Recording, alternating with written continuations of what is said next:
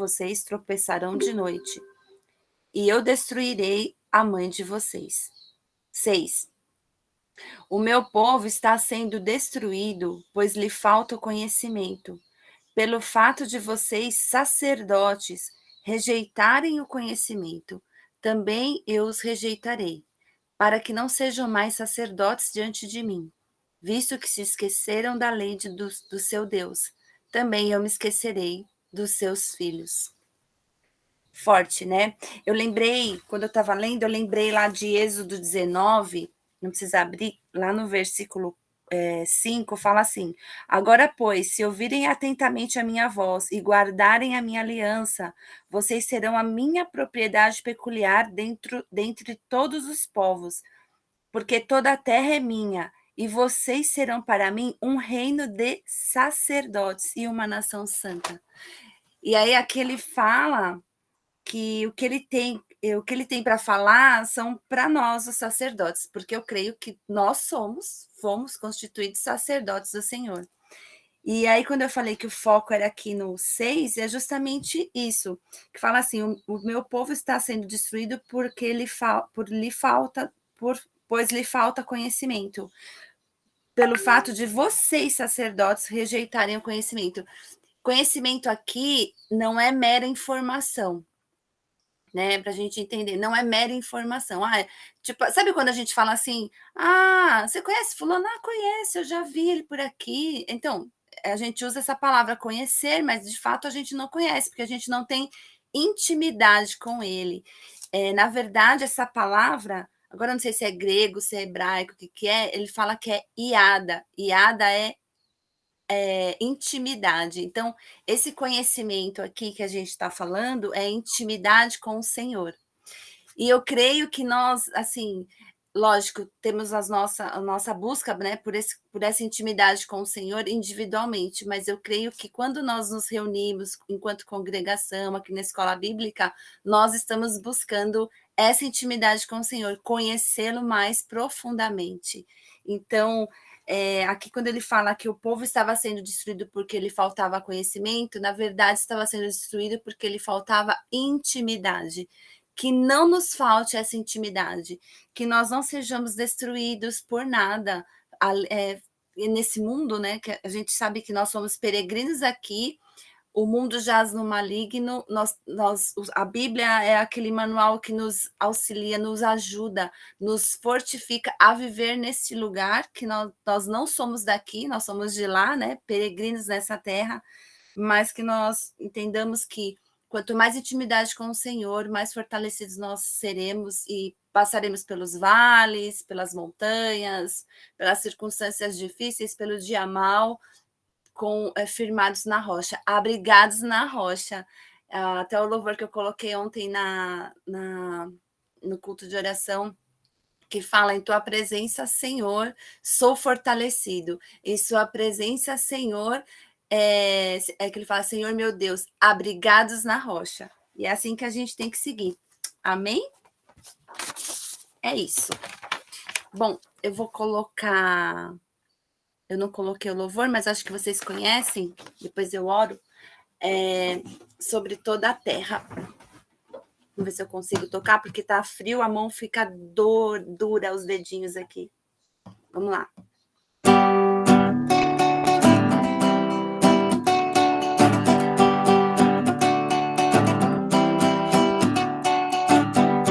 Sobre toda a terra, tu és o rei, sobre as montanhas e o pôr do sol, uma coisa só, meu desejo vem reinar de novo em mim,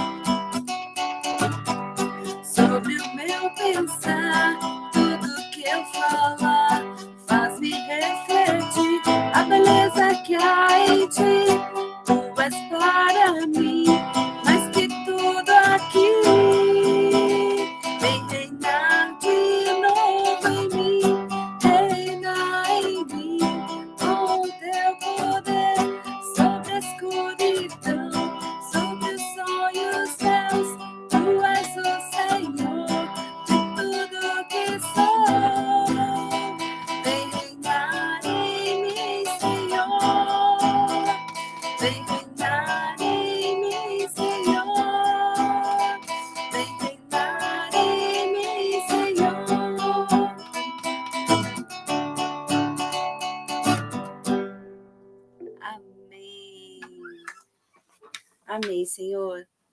Ah, Senhor, vem reinar em nós nessa manhã, todos os dias das nossas vidas, meu Deus. Muito obrigada, porque o Senhor é aquele que está sobre as montanhas, sobre o pôr do sol. O Senhor é aquele que reina nos nossos corações, na nossa vida, Senhor. Oh, meu Deus, muito obrigada, Pai, porque o Senhor é aquele que se preocupa com cada um de nós, Senhor Deus. O Senhor é aquele que se inclina das alturas, escuta o nosso clamor, Deus. Às vezes, tantas vezes não conseguimos nem orar, Senhor, mas o Senhor é aquele que sonda os nossos corações, conhece a intenção do nosso espírito, Senhor.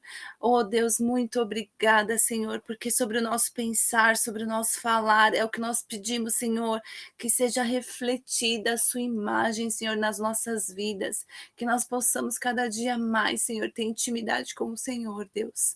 Que tudo aquilo que nos afasta do Senhor, Senhor, seja dizimado, seja dissipado, Senhor, que não existam obstáculos, Senhor, para que nós possamos ter intimidade com o Senhor, seja no tempo, seja na dedicação, Senhor, que nós possamos em todo o tempo priorizar o Senhor, Pai. É isso que eu te peço, abençoa essa aula, Deus, que tem sido um refrigério nas nossas almas nos domingos pela manhã, e tudo que nós aprendemos, Senhor, nós meditamos durante a semana, nós procuramos internalizar e viver, praticar, Senhor, aquilo que o Senhor tem nos ensinado, Deus.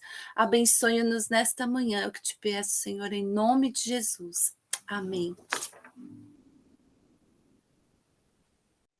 Amém. Amém.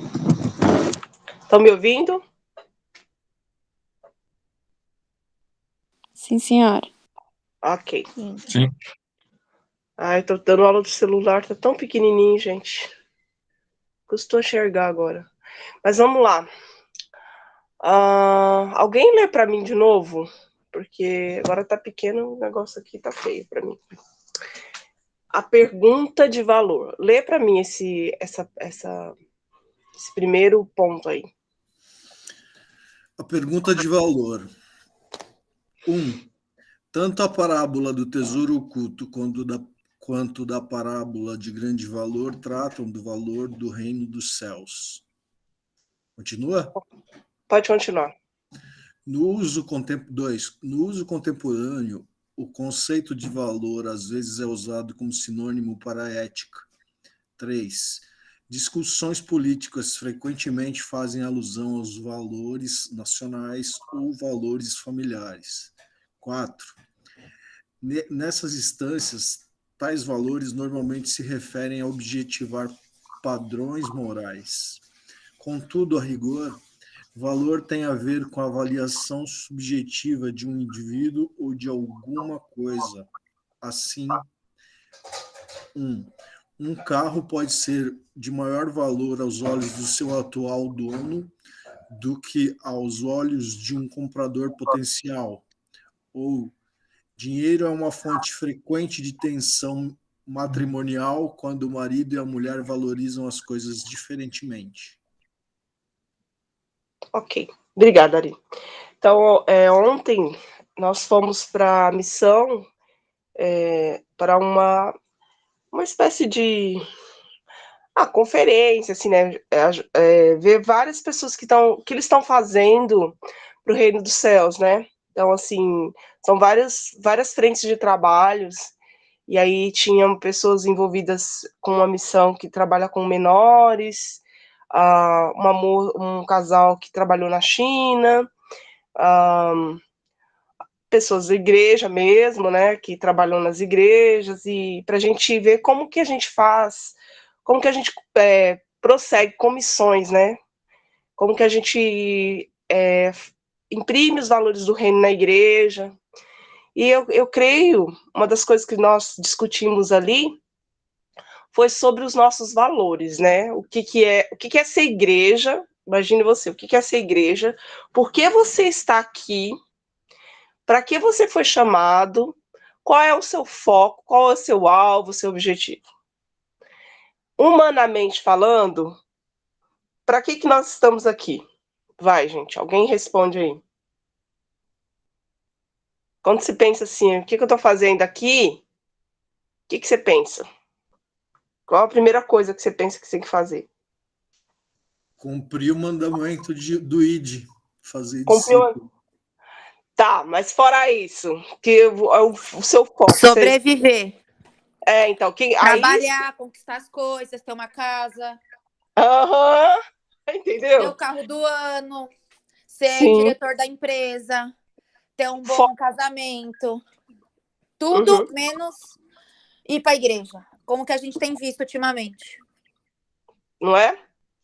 Então, parece que a gente sabe que é cumprir o mandamento, é cumprir o ID, é fazer as coisas.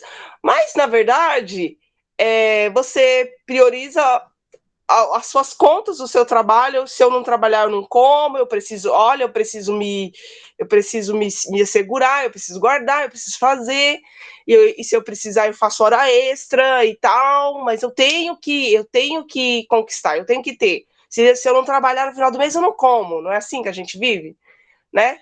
E assim, e aí isso mostra os nossos valores.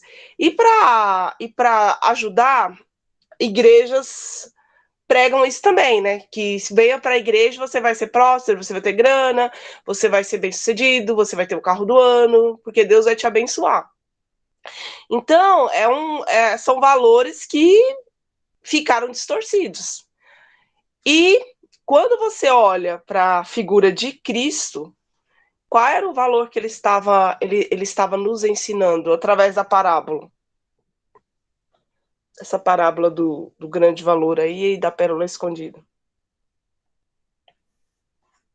Que ele não é nada maior que ele, né? Que você dá tudo, você entrega tudo que você tem, né? Para que você obtenha essa pérola, que ele é essa pérola, né? Então não há tesouro maior do que ele. Então não tem por que você viver, né? Não faz sentido você viver sem saber essa verdade, que ele é o maior tesouro de todos.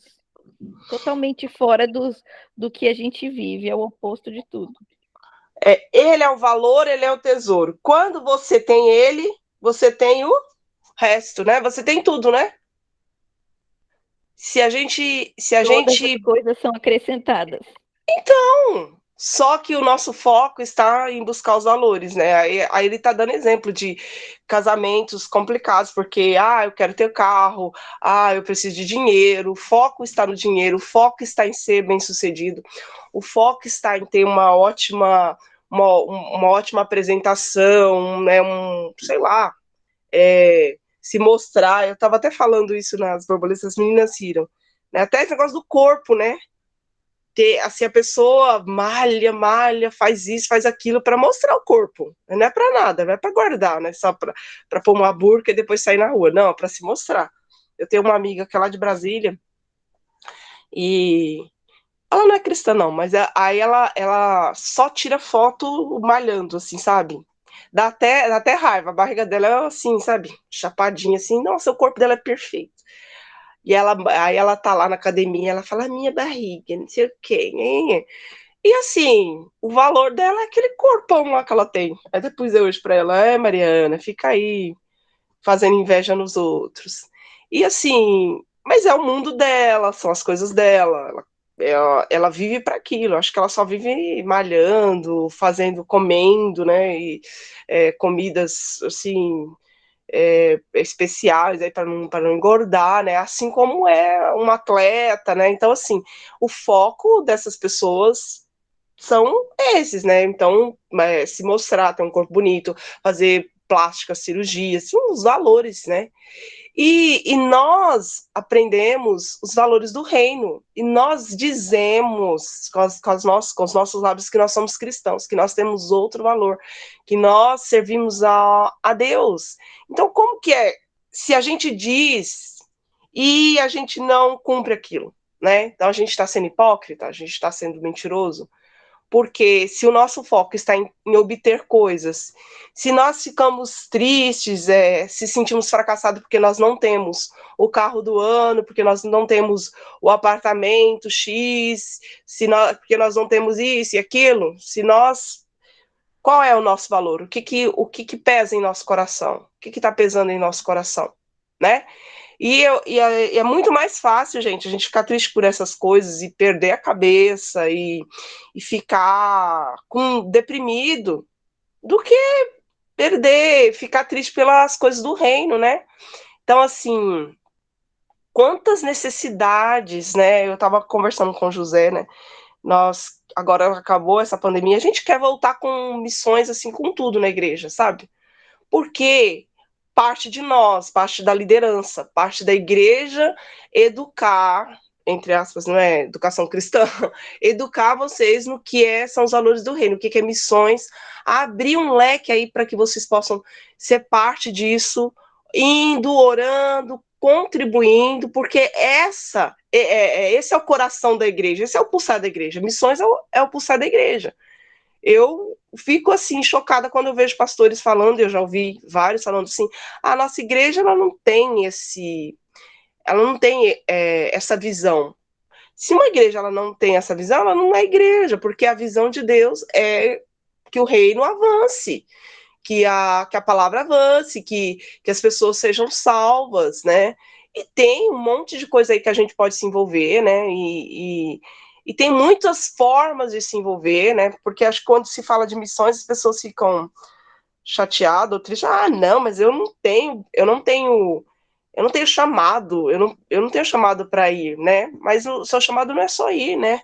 É a contribuição, é a oração, é o se envolver, é o ser um voluntário, é participar, né, de projetos, né? Quantos da nossa igreja foi em um projeto missionário?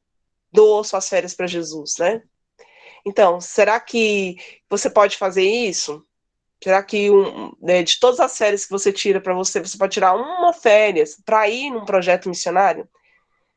E quanto que você vai ganhar nessa experiência? Mas quem promove isso? Quem promove isso somos nós, né? Principalmente a liderança, que tem que estar engajada em missões, tem que estar engajada nisso, porque assim, a vida só faz sentido quando você tem um sentido para viver. E nosso sentido, nossa razão de viver é fazer Cristo conhecido. Não é ganhar coisas. Ganhar coisas é consequência. Deus dá. Quando você menos espera, uau, fui promovida. Nossa, nem esperava. Nossa, quando você menos espera, comprei uma casa. E é assim que Deus faz. Não é assim, eu não luto, eu não corro para ter essas coisas. Eu corro, como a Dani pregou quinta-feira, eu corro para ganhar a coroa incorruptível. Eu corro a corrida em Cristo. Eu tenho valores, eu sou uma atleta de Cristo. Mas a gente sente essa dificuldade parece que a gente divide as coisas. Isso aqui é a minha vida espiritual, isso aqui é a minha vida secular, isso aqui, sei lá, minha vida empresarial, e aí você acaba perdendo o foco de onde você tem que trabalhar. Não estou dizendo que todo mundo tem que trabalhar, largar seus empregos e fazer missões, né? Mas você pode fazer missões trabalhando, né? A gente conheceu um casal ontem que foi para a China, que foi trabalhar na China. Ele é engenheiro e ela acho que era pedagoga, mas acabou arrumando emprego em contabilidade. Olha aí, uma história assim louca. E ela trabalhando lá, tentava arrumar emprego, não conseguia, e ela dava aula de mandarim aqui. Ela acabou trabalhando numa empresa na parte financeira, e com a pandemia acho que eles voltaram, né, tal, mas vão voltar para lá, e eles deram uma bolsa para ela acho que é MBA, a empresa vai pagar essa bolsa para ela. E ela não era do financeiro e agora ela se sentiu fora daquilo, né? Falei, como que nossa, eu sou professor de mandarim, eu estou trabalhando na área financeira. E ela queria fazer, então, algo para melhorar, e ela orou a Deus, que era muito dinheiro para ela pagar esse curso, e, de repente, o chefe chama e diz, eu vou pagar esse curso. E você sabe como ela conquistou as chinesas na China, né? Tira comunista lá. Sabe como? Tratando o esposo bem, conversando, ela saindo com o esposo e as amigas vendo, fazendo comida para o marido. Olha aí, gente. E aí as mulheres de lá viram que ela era diferente, viram que o casamento dela é diferente, ela pôde compartilhar de Jesus. e ela foi para trabalhar e ela acaba se tornando uma missionária ali. Então, é sempre missões, gente. É sempre missões. Então, é incrível você poder ouvir outras pessoas, outro compartilhar, né? E assim, fazer parte disso. Quando tiver outro lá na missão, eu quero convidar vocês aí para a gente ouvir, né? Poder se engajar. Eu acho que a igreja ela tem que estar engajada. Porque quando você tem um propósito verdadeiro, a sua vida, gente, sua vida faz sentido.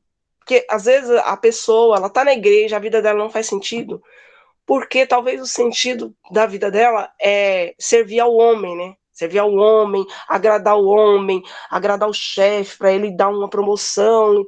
E aí, quanto mais ela faz, mais ela é desprezada e mais ela se sente triste ali. O coração dela está naquilo, só naquilo, né?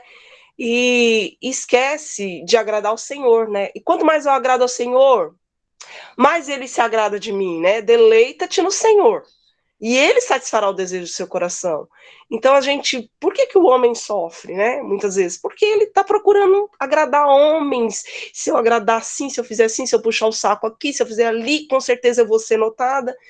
E não, então ela entra numa armadilha e ela deixa as coisas do Senhor, ela deixa da leitura da palavra, ela deixa de oração, ela deixa para agradar o homem, pensando que ela vai obter uma promoção. Mas ao invés disso, de uma promoção, ela vai ter mais desprezo.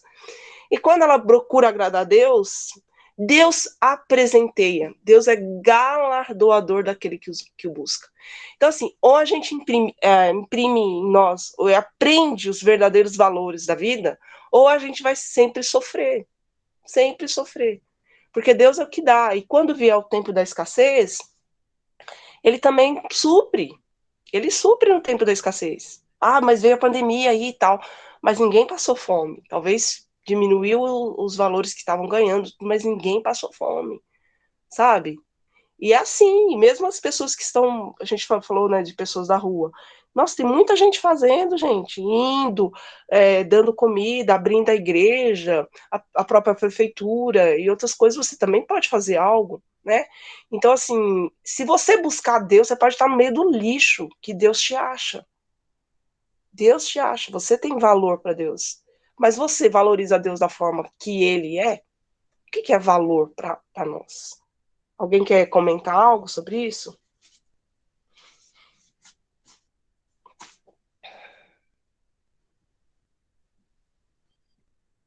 Estão pensando? Ou tô certo ou tô errada, gente? Se vocês pensam assim, ou vocês se perdem, às vezes, nos valores? O Zé abriu o microfone. Ele ia falar.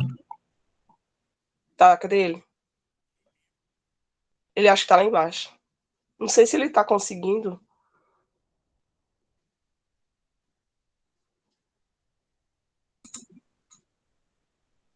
Zé? Acho que não, ele não tá conseguindo. Eu acho que você está certo.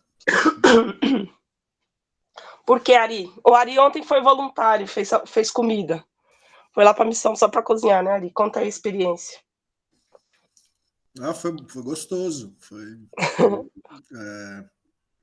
Eu gosto de cozinhar, então eu normalmente me sinto bem. Eu gosto de servir, né? Independente do que está fazendo, eu gosto de servir. E foi super bom, foi gostoso. Apesar da água estar um gelo, mas Congelante. Mas depois o corpo acostuma também. Mas foi muito bom, gostoso. O ruim é que eu tô sem olfato e sem paladar, então não sei se o arroz está queimando, se o feijão está queimando, eu vou tudo no tempo para poder fazer, né? Você perguntou por quê? Porque realmente eu acho que os valores que a gente... Tá falhando. Vocês estão ouvindo bem lá? O Ari, sim. Sim, o Ari, sim. Então, deixa eu continuar. Realmente, com relação à questão de valores, a gente tem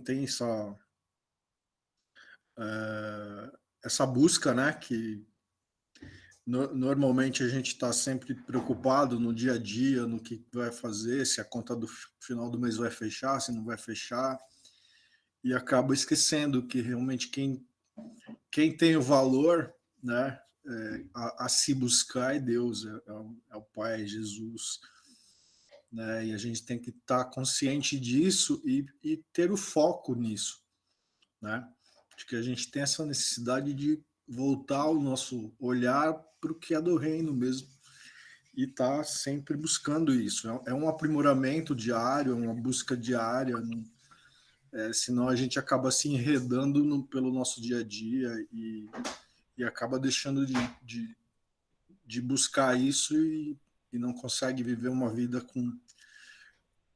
como, por exemplo, você falou da esposa do chinês lá, que as coisas vêm naturalmente, Deus acrescenta naturalmente, né?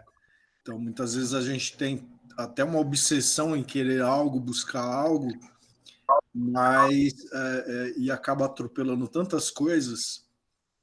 E quando você começa a viver a obra de Deus da forma que realmente precisa ser vivida, Deus vai acrescentando e você fala, nossa, como isso? Eu queria tanto, corria tanto para alcançar isso. Quando eu comecei a correr atrás das coisas de Deus, Deus acrescentou uma coisa que eu nem esperava, né? Então isso é muito bonito, muito gostoso de se viver.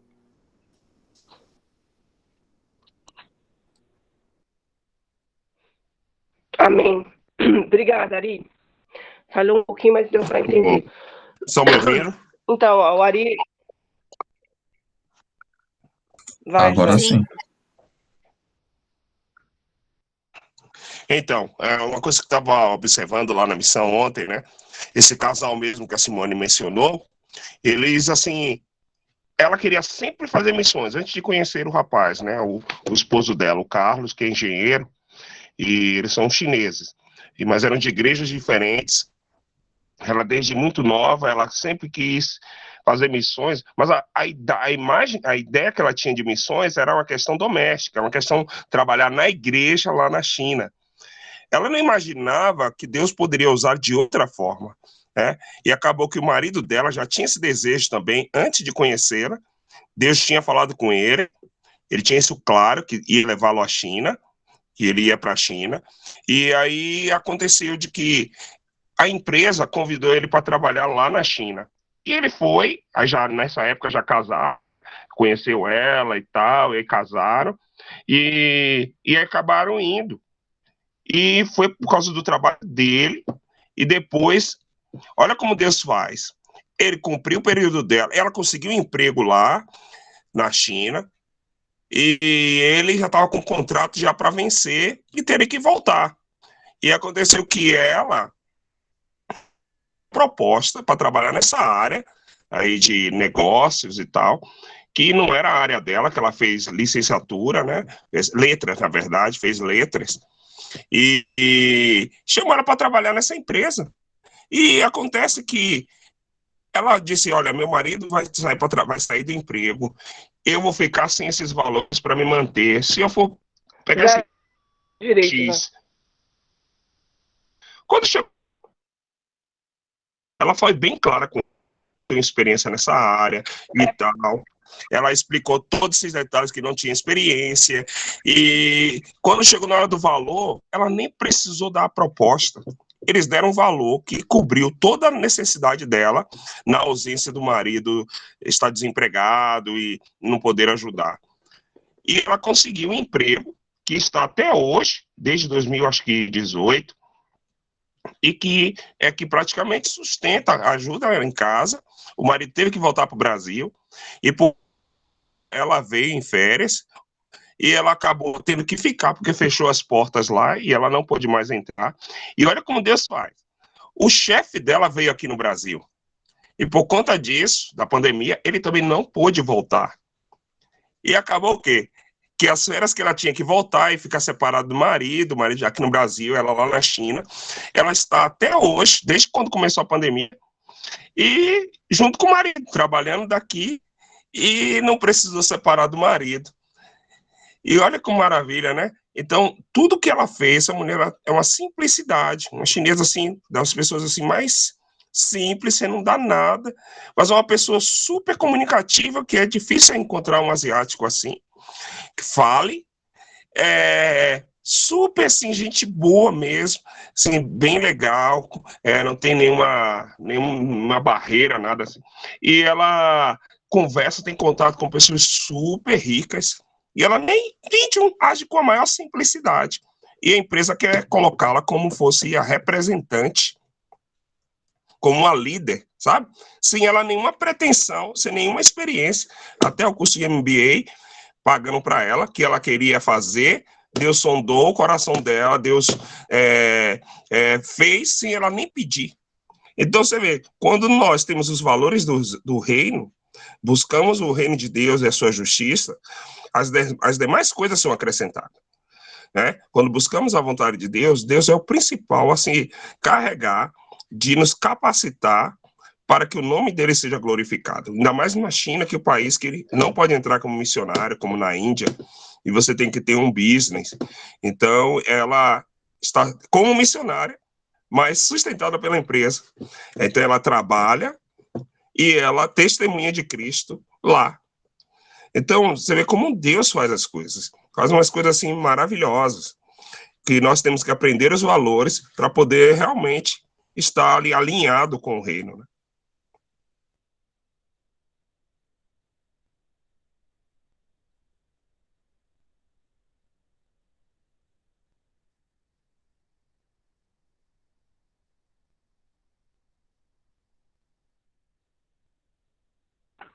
Ai, cadê meu negócio? Amém. Não sei se vocês conseguiram ouvir tudo. Eu tô ouvindo bem falhado aqui, mas é isso, gente. Eu acho que a parte mais difícil para nós, como seres humanos, é ter o foco correto, é olhar da forma correta, assim, Senhor, eu quero ter dinheiro, eu quero ser sei lá, um grande empresário. Por que você quer ser um grande empresário? Por que você quer morar coisas? Porque em tudo, um grande empresário, com certeza Deus vai te usar como um grande empresário. Se você quer morar fora, eu vou morar lá na China, ela é chinesa, ele é chinês, e eles trabalhavam lá, com certeza eles iam ganhar mais dinheiro. Mas, olha, para que eles são enviados para lá? Mas a gente foi lá só para trabalhar. Não. Primeira coisa, eu fui lá para trabalhar para o reino. E Deus acrescentou na minha vida, porque com certeza eles deviam ganhar bem.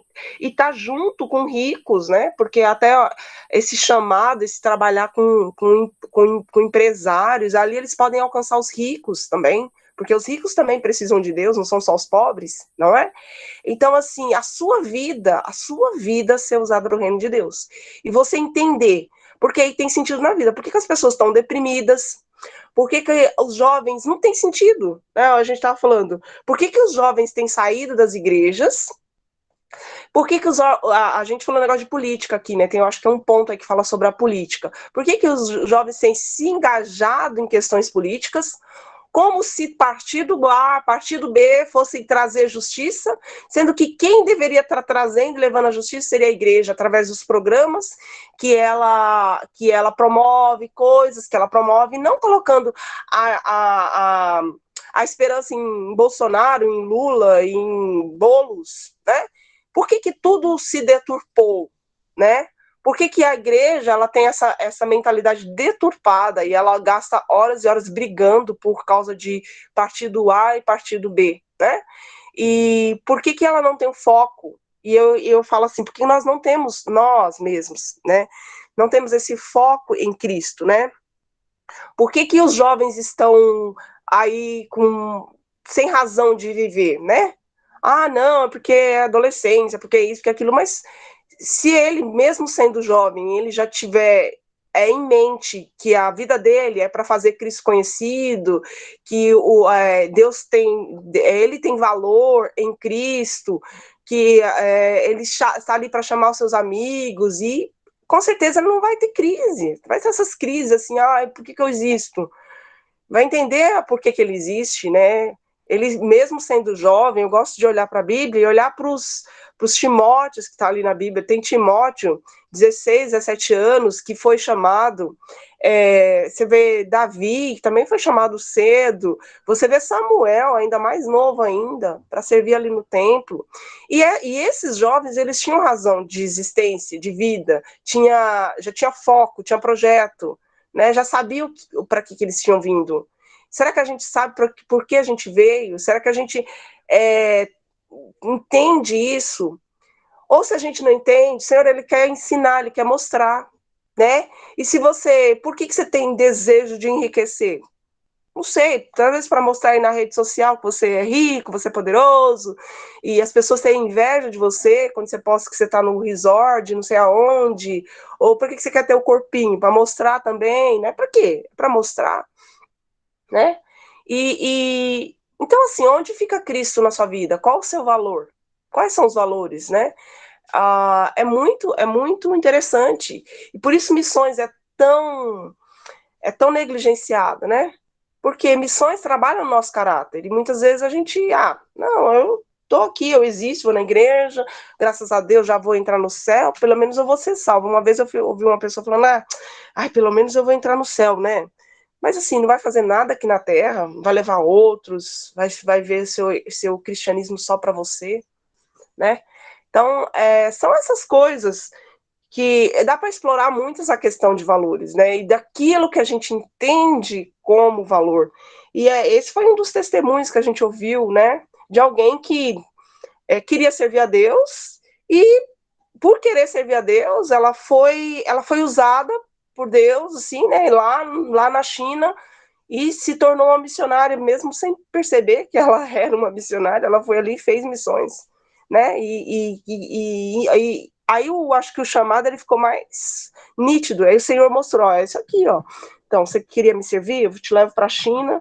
Lá você, por causa do seu comportamento, da sua forma de viver, você vai ganhar outros chineses. Não tem como entrar como missionário mesmo. Então, eu tô te usando lá, eu tô te promovendo, né? Então, a vida do homem é enfado e canseira. É levantar, trabalhar, gastar, meu Deus, trabalhei, tentei agradar ali, né? E assim, gente, o que nós estamos fazendo? Fala, Su. Na sexta-feira, lá na célula, a gente falou sobre influência, né? E é muito legal essa história que você contou, porque a gente vê que a escritura, ela ensina desde o começo. A gente vê lá Deus entregando para Moisés orientações acerca do papel que Israel tinha entre as nações vizinhas, né? Então, assim, os valores de Israel tinham que influenciar as nações vizinhas, e não as nações vizinhas com a sua idolatria e a sua falta de vergonha, né? Influenciar Israel, né? Então, você vê que quando existe como é que é a palavra? Desnivelamento de valores, né?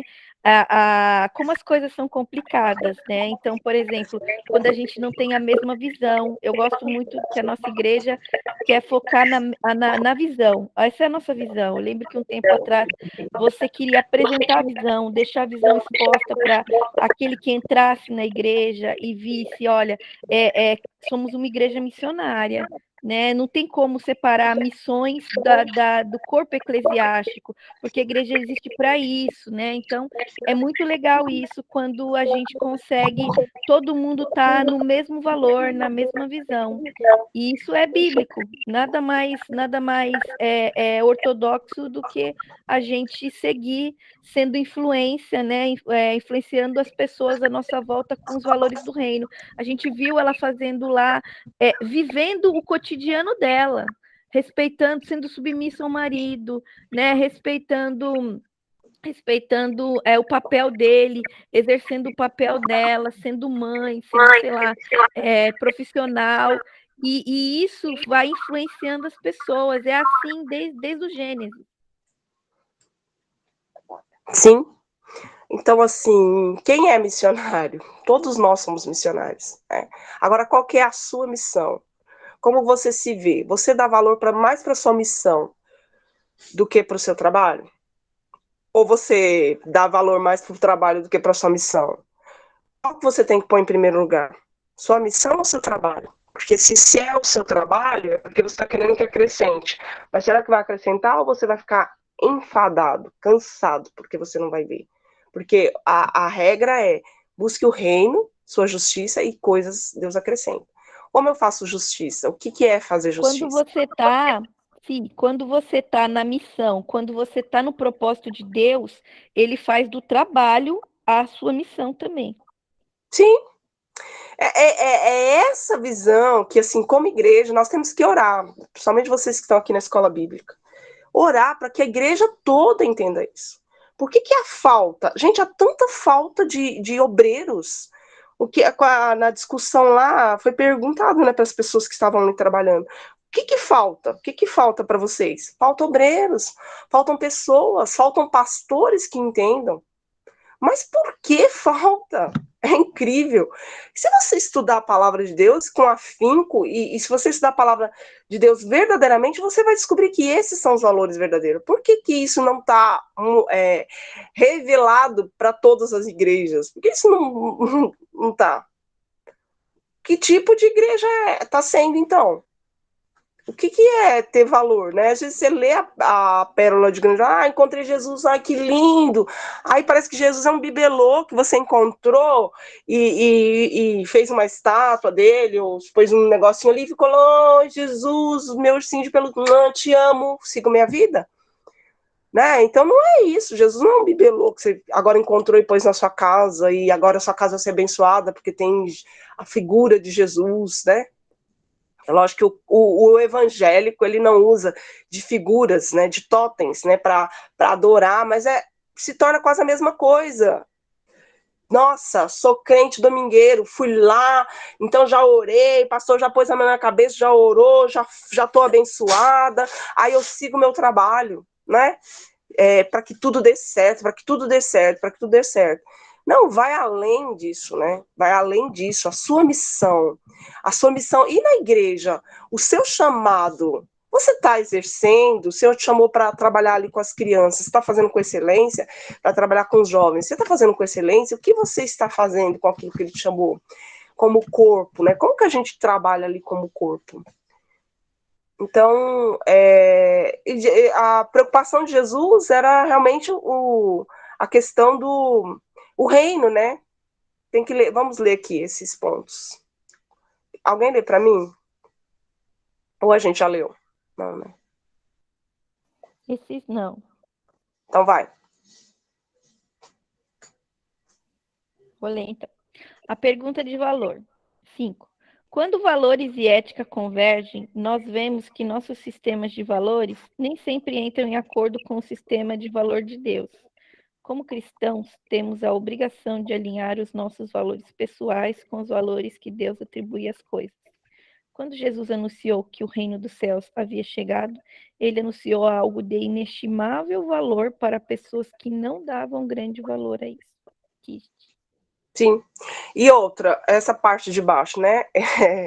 O reino dos céus é chegado, mas tem gente que não dá valor, porque quer ficar aqui na terra também, né?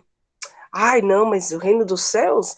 Não, vamos ficar aqui mais um pouco, aqui tá tão bom, né? E o que é o reino dos céus, né? O que é o reino dos céus? Ele anunciou o reino dos céus. Olha, o reino dos céus está vindo, né? Quando a gente canta Maranata, ora vem Senhor Jesus, tem gente que fala, não, Senhor, tá tão bom ficar aqui, vem, volta depois. Será que a gente dá valor a isso?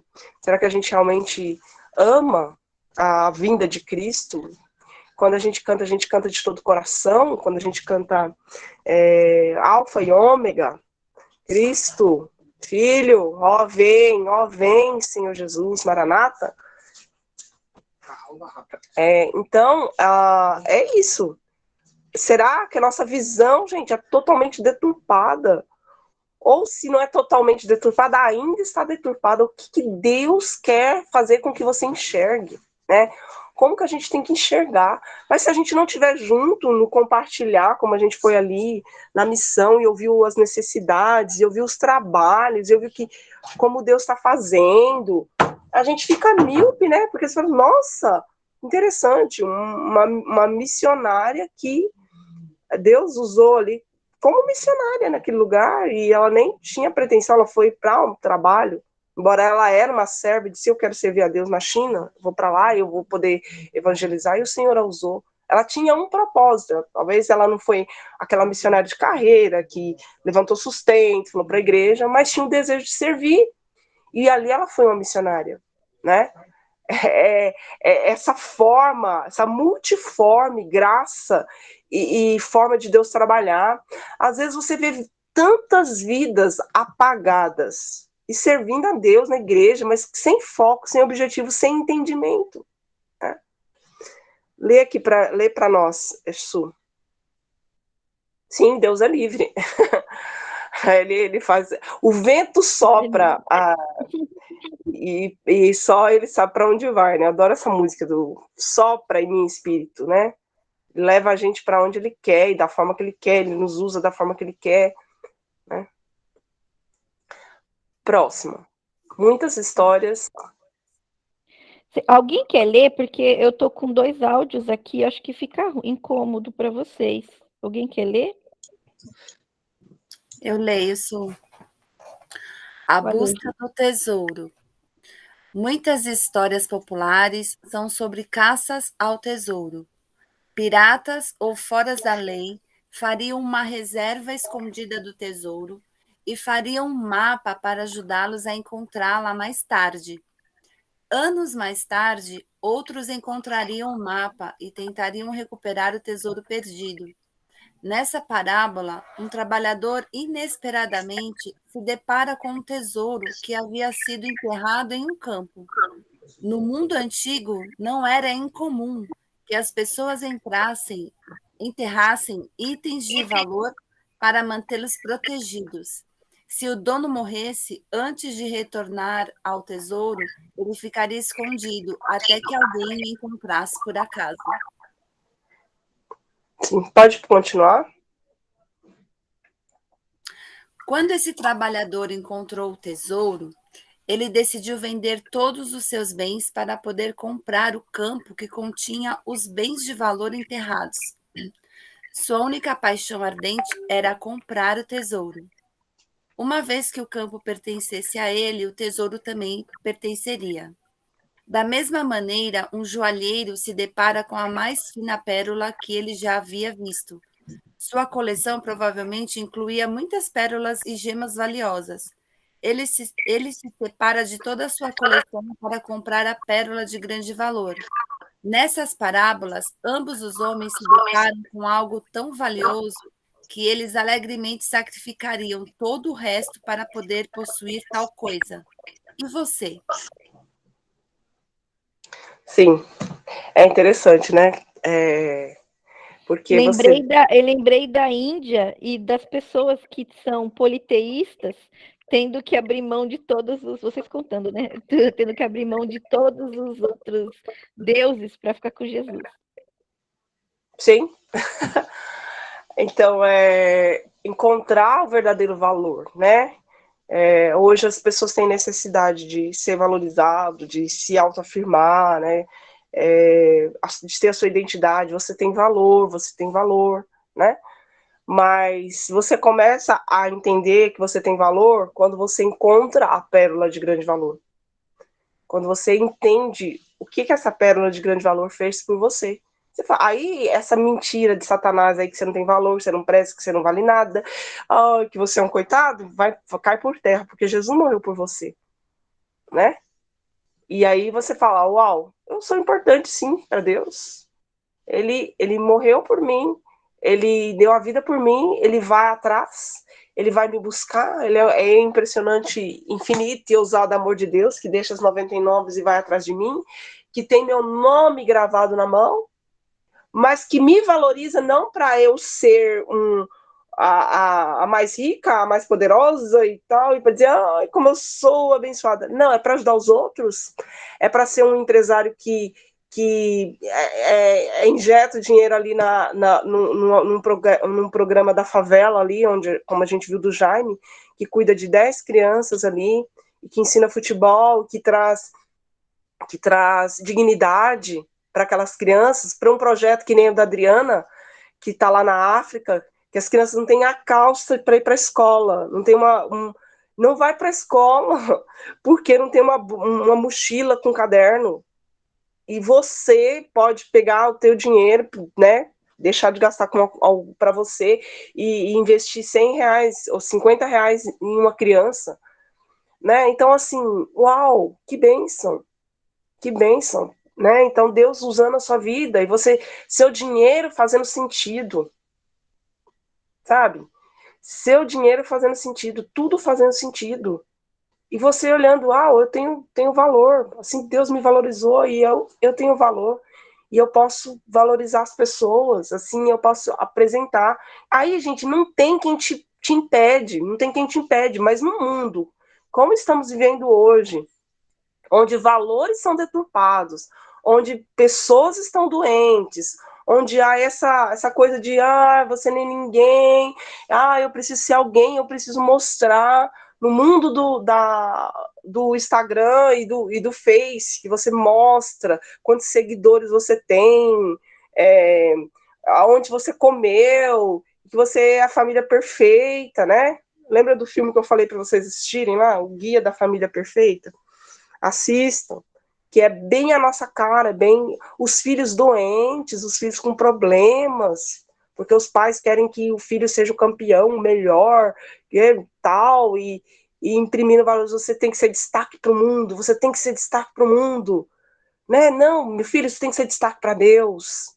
Se o seu filho chegar e dizer, olha, eu vou ser um missionário, misericórdia, gastei todo o meu dinheiro, paguei escolas caras, e agora você vem com essa desgraça de ser missionário. Gente, Deus tenha misericórdia de nós. Deus tenha misericórdia de nós com esse pensamento, sabe? Então, se o seu filho escolher que ele quer ser um missionário, glória a Deus. Ele escolheu a melhor parte, né? E o que é ser missionário, gente?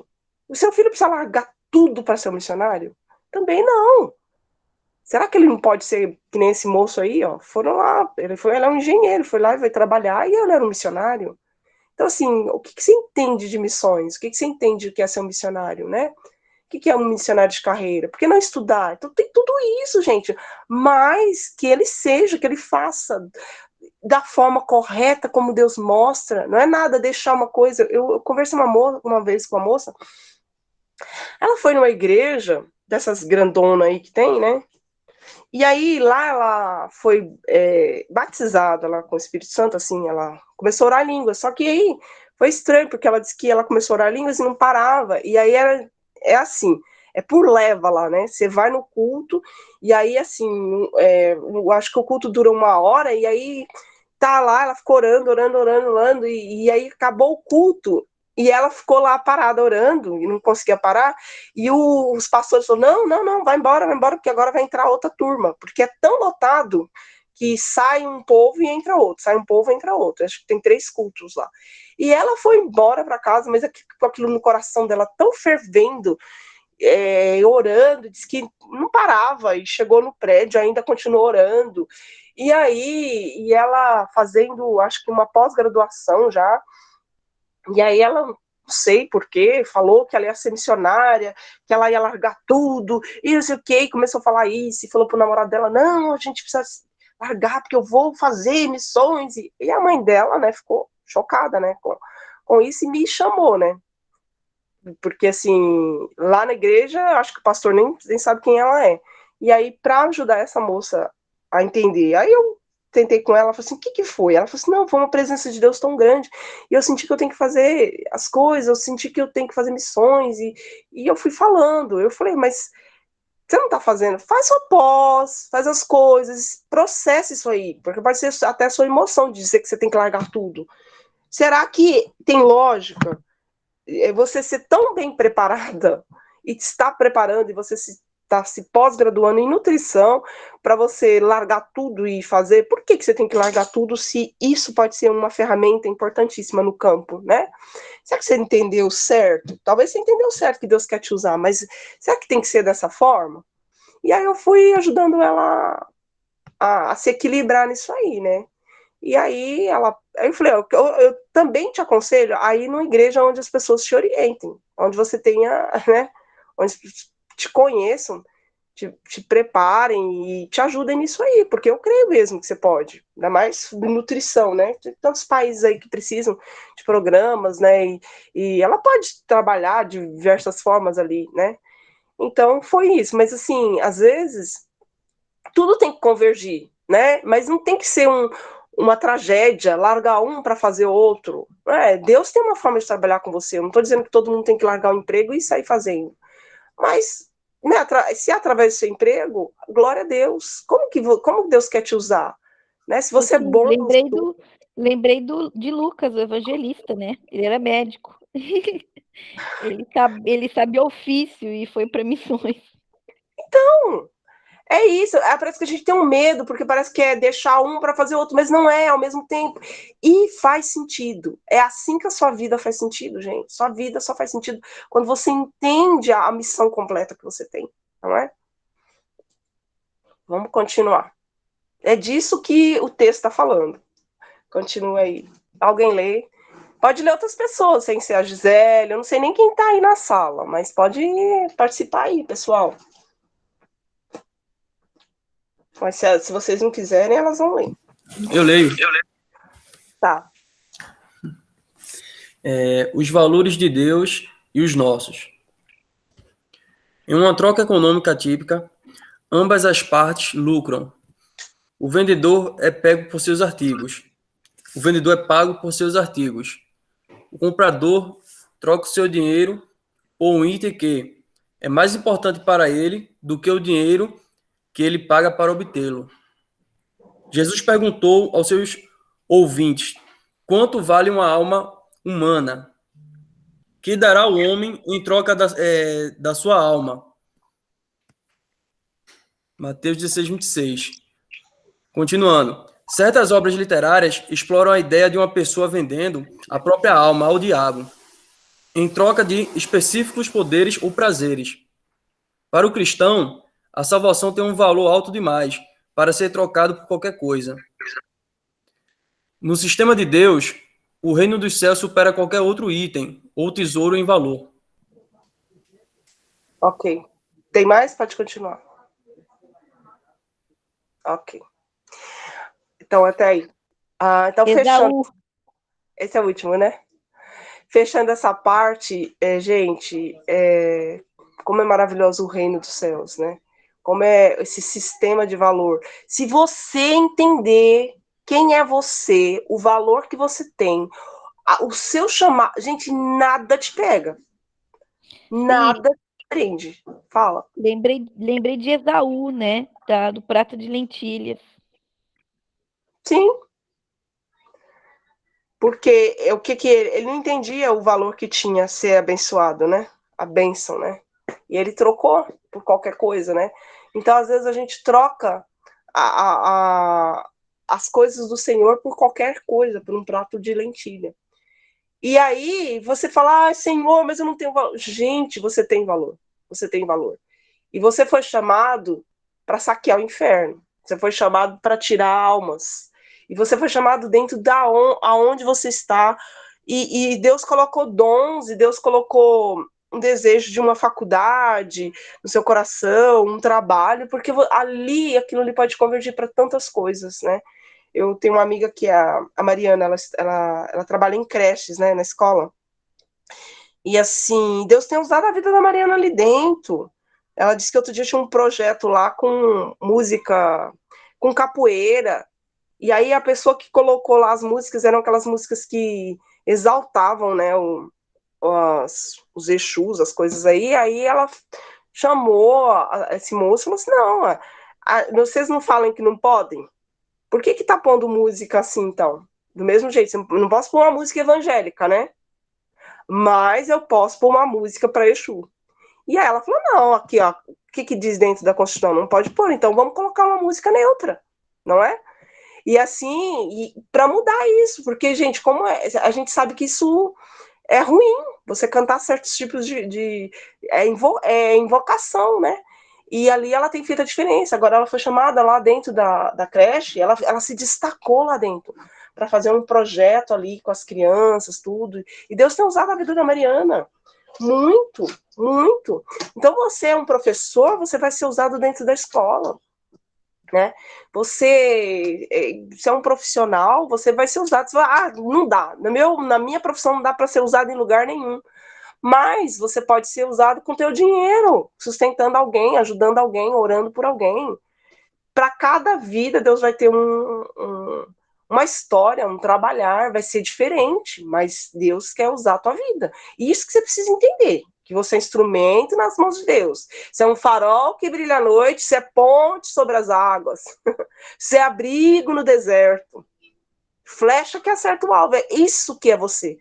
Ai, eu não tenho valor. Sério? Sério? Com a Bíblia inteira escrita de quem você é e para que você serve?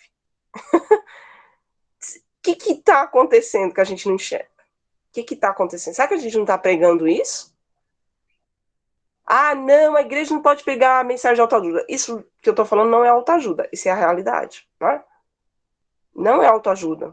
É porque aí vai para um outro esquema que você também não é nada, que você não serve para nada, que você não é ninguém. Aí também, peraí, Deus também não fica ali, Jesus não fica ali falando que você não é nada, que você não é ninguém, que você não serve para nada, que você é o lixo do lixo. Não.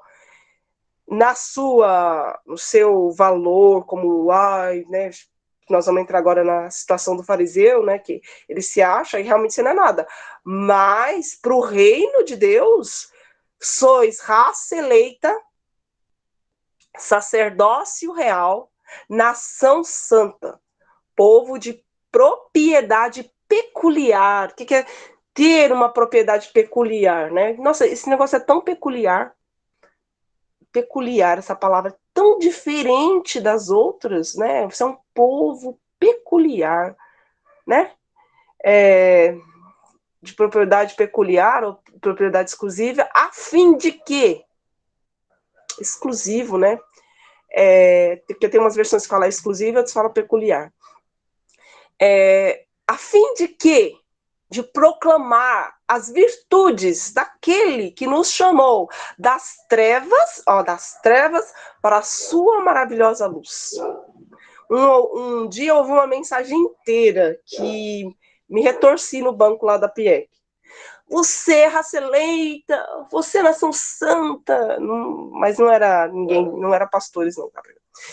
Você é propriedade exclusiva de Deus, você é menina dos olhos de Deus, ai, você é tão lindo, você tem valor, e lá, e a pessoa pregou, e ficou o tempo inteiro falando isso.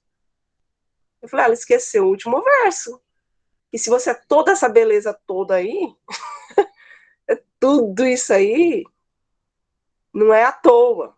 Não é para ser mimado por Deus, não é para ter o melhor carro, não é para ser, seu filho do rei, isso é cabeça, não é cauda. Ela pregou o tempo inteiro essa coisa aí. E eu fiquei aqui com aquilo, falei, tudo verdade. Tudo verdade. Mas se você é tão cheio de tantas coisas, o final do versículo fala, a fim de proclamar as virtudes daquele que te chamou das trevas para a maravilhosa luz. Então vamos ler direito, gente. As pessoas estão pregando o evangelho pela metade. Alecrim dourado. Hã? Alecrim dourado. Não é para você fazer foto no Instagram dos pratos que você come, é para você ir para as nações.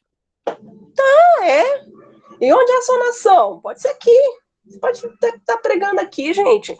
Mas, Deus me fez o grande empresário. Para nada, meu bem.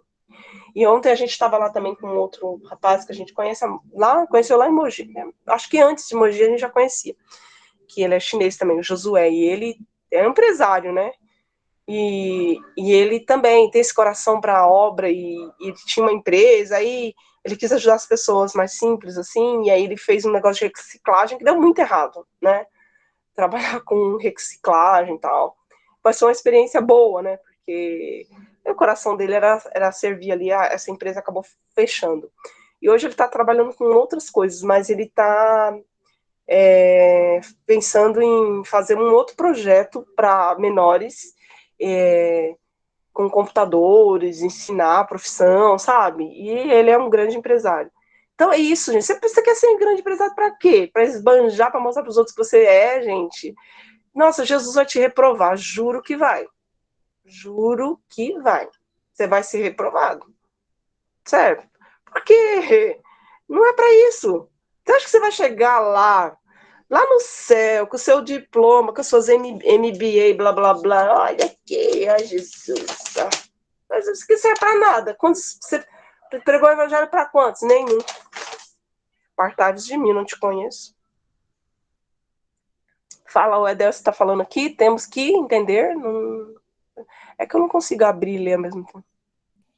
Fala, Ed. Fala, Eders. Deco. É a Fê? Fala, Fê. Não dá para falar? Alguém leu o que ela escreveu aí. Cadê? Lê, você tá no PC, Di? Consegue ler? Ó, ela disse assim: temos que entender que tudo que somos e temos de bom é por intermédio de Deus. Sim, obrigada. Então, olha, gente, como isso é bom, é como me empolga ler a palavra, ler as escrituras e enxergar o que elas realmente são. Porque sua vida tem sentido. Sua vida faz sentido. Se a sua vida não tem sentido, é porque você não entendeu as coisas. Você não entendeu ainda. Se, por exemplo, o jovem, ele não gosta de estudar, não quer não sei o quê, não sei o quê. Pra quê, gente? Eu odeio isso. Se Deus que vai querer te usar justamente nisso, você poder estudar, você poder ajudar alguém, gente, qualquer coisa, gente. Olha, eu estudei, né, assim, na medida do possível que eu pude fazer, porque eu vim do interior, minha família era extremamente pobre, eu com 16 anos eu estava em São Paulo trabalhando e mandando dinheiro, metade do meu salário para minha mãe, para pagar as contas da minha casa. Quando eu terminei o colegial, com certeza eu não tinha como fazer uma faculdade, porque ou eu pagava o aluguel, ou um aluguel para eu morar, ou eu pagava a faculdade. Então, eu não fiz uma outra faculdade, certo? Então, era difícil para mim. Até lá, então, minha família, meu pai, minha mãe já estava melhor assim, eu não precisava mais mandar dinheiro lá para ajudá-los. Então, aí o Senhor me chamou para missões. Aí, quando o Senhor me chamou, eu fui fazer teologia, eu fui estudar teologia. E então o Senhor me usou nessa área, estudar, fazer teologia, né? Eu hoje estou bacharel em teologia, depois fiz outros cursos, né? Tenho um curso de psicanálise que vou terminar ainda, não acabei, quase terminando. E assim, a minha história é essa. Mas e a história de vocês? Aí as oportunidades que vocês têm? E Deus não deixou de usar minha vida, porque eu tinha poucos recursos, porque eu não pude ser um empresário, né? Mas, mesmo assim, eu consegui ver várias coisas quando eu fiz seminário, e eu aproveitei bastante, que o Senans foi muito importante para mim, que o Senan é um centro acadêmico de missões, que vai jogando pautas assim para você pensar, missões urbanas, missões nos ribeirinhos, missões fora, então, e você tinha um leque de oportunidade de servir. E uma das coisas que eu vi que eu poderia servir era esse curso de alfabetização para adultos, né? Porque você consegue alfabetizar, você com nem precisa ter o colegial completo para você poder alfabetizar alguém, né? Mas assim, você consegue. Então, assim, poxa, eu comecei a trabalhar com esse projeto de alfabetizar adultos, e foi uma bênção, e eu ajudei pessoas, né, e tem pessoas que frequentou a igreja, lá a nossa igreja, que foi alfabetizado, o marido da Nani, ele foi alfabetizado, ele tinha 32 anos, não sabia ler, eu fiquei chocada quando eu vi. E aí eu fui pro Betel, e aí teve esse projeto lá, e eu falei, nossa, eu vou fazer esse curso para me dar aula pro Arnaldo, que era o marido da Nani. E eu fiz o curso. E ele, em 4 meses, ele estava alfabetizado. E ele se sentia envergonhado, gente, sabe por quê? Ele trabalhava numa gráfica. Por ironia do destino, ele trabalhava numa gráfica, imprimindo coisas, e ele não sabia ler. todo mundo ria da cara dele. Como é que foi? A reputação dele foi restituída, porque ele pôde ler, ele pôde dizer, agora eu sei ler. Então, há um leque de oportunidades. Eu não vou lamentar, porque se Deus tivesse me dado... Gente, Deus me deu o que Deus me deu, já tá bom, foi ótimo. Eu pude fazer o colegial, me formar. E com esse curso eu pude fazer o bacharel em teologia, senão eu nunca ia fazer o bacharel em teologia. Eu não teria outras condições, mas foi a condição que o Senhor me deu, com a casa que Ele me deu, com a família que Ele me deu. E a de vocês, e a dos jovens, e a do adolescente, como é que é? Como é que ele lida com o que ele tem hoje, o que ele pode ser amanhã? Não tem uma pessoa no mundo que não pode ser usada. Gente, eu aconselho vocês a lerem sobre os Morávios, né? A biografia. É maravilhoso que a igreja inteira foi enviada, a igreja inteira entendeu o processo. Então não ficou aquela igreja que, ai meu Deus, não cuidou de mim, ai, não olhou para mim, ai, não me deu um cargo. Não, todo mundo se entendeu missionário, todo mundo foi fazer missões. E o último foi um senhor, que era o zelador da igreja, que precisava de um missionário lá nos Esquimós. Ele falou assim, me dá só um par de sapato que eu vou. E os esquimós foram alcançados. Então, não tem essa de que você não sabe, não tem essa de que você não tem formação, porque se eu tivesse tido mais formação, né, se eu não tivesse feito esse técnico, eu tivesse mais uma MBA, se eu tivesse mais uma MBA, né, se eu tivesse mais isso, não, o Senhor quer te usar. E eu entendi no meu processo, eu queria muito, eu gosto de estudar, eu gosto de ler, que eu queria ter feito uma faculdade diferente, mas o Senhor falou, não, é agora, você vai fazer teologia. Deus queria que eu fizesse teologia, e foi. E onde eu tô hoje, eu nem sabia, gente, na minha cabeça, nunca imaginaria que eu me casaria, que eu me tornaria missionária, que depois disso a gente assumiria uma igreja, né? Que o meu marido seria um pastor de uma igreja e que eu estaria ali trabalhando junto com ele. Né? Então, realmente era teologia. Era esse o curso que Deus tinha para mim. Talvez minha cabeça seria outras coisas. Mas não tem um curso melhor, um curso maior. Não. Tem o propósito que Deus te quer usar a sua vida. E eu lembro que a dona Judite também, ela fez o curso. E a dona Judite não sabe ler. Eu ia falar dela. A dona Judite, ela não conseguiu aprender a ler na época. E ela veio para a igreja através desse programa. Mas ela aprendeu a assinar o nome dela. E ela ficou feliz, porque ela chegava para mim e falava, Simone, agora quando eu vou nas Pernambucanas, minha filha, eu já não ponho mais meu dedão, eu vou lá e assino Judite Rosa. Então, trouxe uma alegria para a vida da dona Judite, porque nem o nome dela ela sabia escrever. Ela não conseguiu aprender a ler e escrever porque ela era mais velha, mas trouxe essa dignidade para ela. Então, assim, trazer uma dignidade para a vida de alguém, ajudar o outro a crescer, né? Trabalhar com eles, ajudar uma criança a se desenvolver num projeto aí social que a gente tem. O que você pode fazer pela vida do outro? Pode continuar. E para fechar, né, a gente vai falar sobre essa parábola aqui do fariseu e o publicano, né? Então, o que é ser um fariseu, né? O que é o fariseu e o publicano?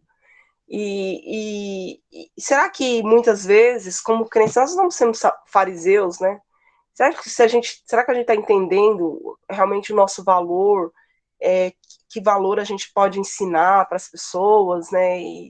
Mas vamos ler aqui e a gente continua a aula, porque essa é a última aula. Vamos lá. Ou alguém pode ler esse texto de Lucas 18, do 9 a 14, por favor?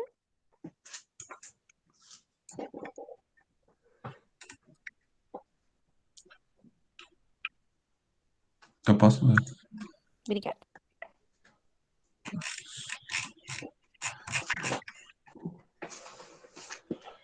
É Lucas 18. Só um minuto. Tá? Uhum. É do... Acho... 9. Propôs também esta parábola a alguns que confiavam em si mesmos, por se considerarem justos e desprezavam os outros. 2 homens subiram ao templo com o propósito de orar, um fariseu e o outro publicano. O fariseu, posto em pé, orava de si para si mesmo. Desta forma, ó Deus, graças te dou, porque não sou como os demais homens, roubadores, injustos e adúlteros, nem ainda como este publicano. Jejuo 2 vezes por semana e dou dízimo de tudo quanto ganho. O publicano, estando em pé longe, não ousava nem ainda levantar os olhos ao céu, mas batia no peito, dizendo: Ó Deus, se propício a mim, pecador. Digo-vos que este desceu justificado para sua casa, e não aquele, porque todo o que se exalta será humilhado, mas o que se humilha será exaltado.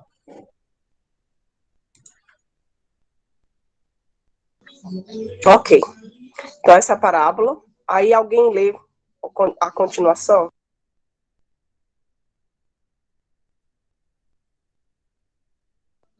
Continua a leitura aí. Tá. Por séculos, cristãos têm corretamente compreendido o orgulho como potencial risco espiritual. Como a experiência comum demonstra, o orgulho pode minar a confiança e atiçar a dissensão em relacionamentos humanos. O orgulho espiritual pode tomar proporções ainda mais fatais. Ao ficar obcecada pelas próprias conquistas religiosas e boas obras, uma pessoa pode facilmente perder de vista a extensão de seu próprio pecado. Como veremos, a parábola do fariseu e do publicano adverte contra o perigo da justiça própria e nos exorta a nos aproximarmos de Deus com humildade, colocando nossa confiança definitiva somente em Cristo. É para a vergonha do fariseu que, embora ele tenha ido ao templo para orar, ele não tem orado.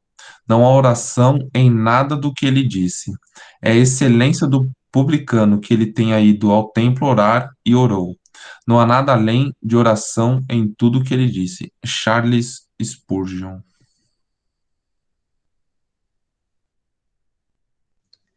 Fugindo do barulho. Tem um barulho lá em cima.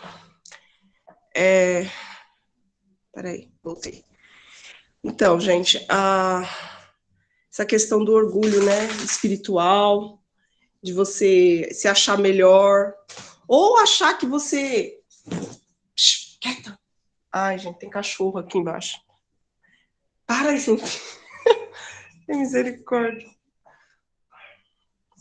Fugir do barulho e cair com o cachorro. Então, achar que tá bom, né? Que o que você faz, né? Até trazendo e contextualizando para isso que a gente falou hoje sobre os nossos valores, quantas vezes a gente, nossa, eu sou crente, eu oro, eu busco, eu vou, mas talvez você não entendeu a missão, né? A missão por completa. Há um farisaísmo aí nas nossas vidas, né? Então a gente precisa realmente aprender a não ter esse orgulho, né? Nossa, eu entendo as escrituras. Para que você quer entender? Para que você quer ser o melhor teólogo? Porque eu olho, e voltando assim para que nós estamos realmente estudando, né? Que nós estudamos nessa parte minha aqui, era sobre o comportamento de Jesus em relação às coisas, né? Então, os fariseus, eles estavam sempre discutindo coisas e querendo pegar Jesus, se ele tinha conhecimento, eles queriam mostrar conhecimento, mas eles não tinham humanidade, né? Eles não eram humanos, né? Eles, então, desprezavam os pobres, os órfãos, as viúvas, a melhor parte era sempre para eles, né? Então... de nada adiantava o conhecimento, o saber, os mandamentos, e eu faço. Então é por aí, né? Na nossa vida também, né? Não adianta nada a gente conhecer, a gente frequentar a igreja, se a gente não tem um coração totalmente como o de Cristo. Vai lá, então, alguém lê para mim aí. A igreja é um corpo. misto. Eu leio. A igreja é um corpo misto. Ixi, é assim que fala. A igreja é um corpo misto. Jesus falou sobre o fariseu e o publicano, a alguns que confiavam em si mesmos por se considerarem justos e desprezavam os outros. Lucas 18:9. Um tema recorrente nas parábolas de Jesus é o anúncio da crise iminente que vem a partir da entrada do reino de Deus no ministério de Jesus. Jesus repetidamente emitiu sóbrias e sérias advertências àqueles que fizeram profissões de fé, mas não possuíam de fato a fé que professavam. A igreja é um corpus premistum, ou seja, um corpo misturado, pois nela contém tanto trigo quanto joio. Mateus 13, do 24 ao 30.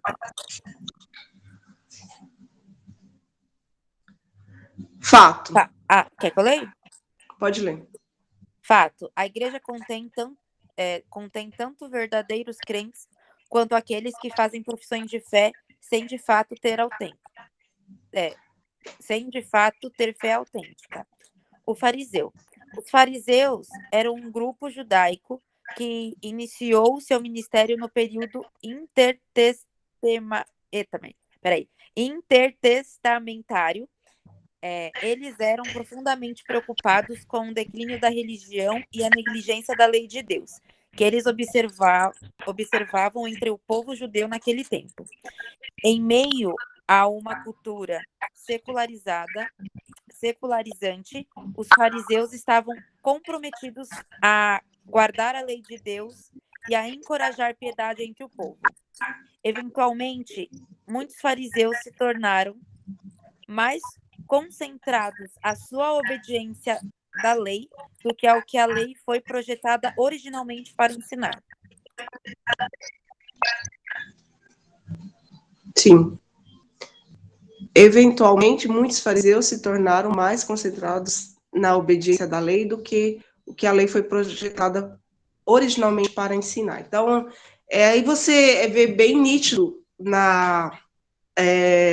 nas questões de como eles julgavam as pessoas, né? Como na mulher adúltera. A lei diz que tem que apedrejar e vamos lá, né? Mas aí Jesus, ele mostra ali, né, que tudo bem, mas quem não tem pecado atire a primeira pedra. E aí ninguém consegue porque está todo mundo pecador. Então a lei era a máxima de Deus para que você olhasse assim, meu Deus, se eu cometer isso eu vou ser apedrejado, então eu não vou fazer. Era aquela a máxima, né? Ó, é isso que vai te acontecer. Mas de ter perdão, de ter graça, não, tinha graça e tinha perdão, né? Porque tinha um dia lá onde todos os pecados eram perdoados, tinha que imolar o cordeiro, então existia perdão. E Jesus, então, ele vem, ele tem que mostrar isso, né? Então, às vezes, a gente vai muito pela lei, pecou, errou, não tem mais jeito, não tem mais solução. E para Cristo sempre tem a solução, né? Então, é esse farisaísmo nosso, né? Eu pelo menos eu vou, eu frequento, eu faço. Mas aí, o quanto de Deus você realmente aprendeu? Pode continuar. Alguém continua?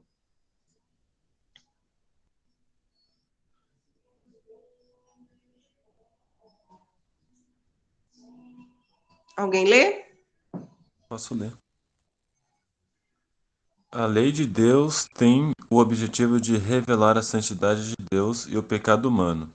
Ela age como uma professora, orientando pessoas caídas a Cristo ao perceberem que não conseguem guardar os santos mandamentos de Deus. Romanos 7, 7 a 8, Gálatas 3, 19, Gálatas 3, 24 e 25. Ao invés de verem o seu... Espera. Vai.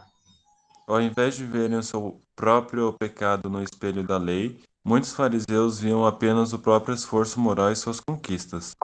Muitos buscavam ganhar a aprovação de Deus mantendo-se separados de qualquer pessoa ou coisa que fosse vista como poluída ou impura. Doentes, mulheres e pobres estavam nessa lista. Nessa parábola, o fariseu teve a audácia de agradecer a Deus pela sua percebida superioridade moral sobre os outros. Embora ele entoasse palavras de gratidão a Deus pela vida, não havia sinceridade, sensibilidade e humildade em sua oração. Era só sobre ele e para ele. Que absurdo, né? Eles tinham que ficar longe de pessoas poluídas e impuras, que eram os doentes, mulheres e pobres. Eles não tinham que ter contato com ninguém, porque eles eram perfeitos e santos, e essas pessoas não podiam estar perto deles. Olha isso, gente. Na verdade, não podia ter contato nem com eles, né? Hipócritas. Tem lógica? Não tem lógica. Caiados. Não tem lógica, gente. É a mesma coisa. Ai, Jesus me ama, Jesus me chamou, olha como ele me ama, me deu isso, me deu aquilo. Pra quê, gente? Pra quê? Pra você se mostrar, Exatamente. é só, sabe, É só pra mim, é farisaísmo. só pra mim. Eu sou abençoada para mim.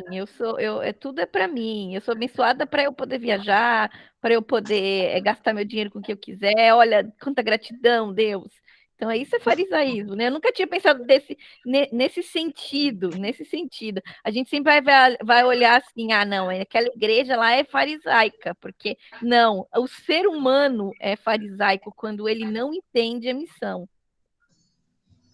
Não há nada de mal em viajar, em fazer e acontecer. Mas seu coração está em quê? Para quê? Entendeu? Se Deus te deu, irmão, vai, viaja, faça. Mas Deus não te deu só para isso. Não foi com esse propósito, né? Porque você é mais bonitinha, mais abençoada do que o outro. Gente, não tem, é como eu falei. Você pega um irmão na igreja que não tem nada e outro que tem tudo, você fala assim, nossa, como é que ele é abençoado, olha, ele deve fazer algo mais. Talvez não fez nada, ele só estudou e ele tem competência para trabalhar só. E ali fez. E o outro não estudou, não quis, e o outro nem teve oportunidade, porque não veio de uma família mais simples, mais pobre. Mas não quer dizer que Deus ama menos, ama mais, porque a pessoa tem ou não tem. Então é questão de vida, e para aquilo que Deus chamou, e onde Ele quer te usar, e como Ele quer te usar, não é? Então, não é os seus status que vai fazer a diferença, mas aquilo que você faz com aquilo que você tem. Isso é farisaísmo, né? Por isso que eu falo, às vezes, eu acho que se eu fosse muito rica, eu acho que eu tinha um problema de consciência, ou então eu ia montar várias coisas, assim, para não ter... Porque eu não ia me ver tão feliz, assim, gastando, esbanjando, sabendo que tem muita gente pobre morrendo, né? Eu, né, Simone? Então, assim, pessoas que dormem com um barulho desse aí... E hoje tem muita coisa voluntária, tem muita gente... Outro dia eu estava vendo, não sei, jogadores, as pessoas, elas acabam criando, né, ONGs, tudo. Acho que dá um alívio na consciência também ajuda, né? Porque eles podem fazer. E Deus também chama, gente. Deus chama empresários, né? Como chamou o Josué, que está com esse projeto lindo aí. Ele ganha bastante dinheiro e ele vai trabalhar e ele vai mudar a sociedade, ajudar também. Então não tem nada de mal em ser, em ter, mas como você enxerga o seu dinheiro, como você enxerga a tua vida, né? E assim, então Deus escolhe um povo peculiar, ele escolhe o judeu, para o judeu ser exemplo e as nações virem e servirem a Deus, né? Porque quando você vê no mapa antigo, então Israel ela fica no meio, fica bem, é um miolo, e do lado estão as outras nações pagãs. Então Israel iria prosperar, Israel teria um Deus só, monoteísta, né?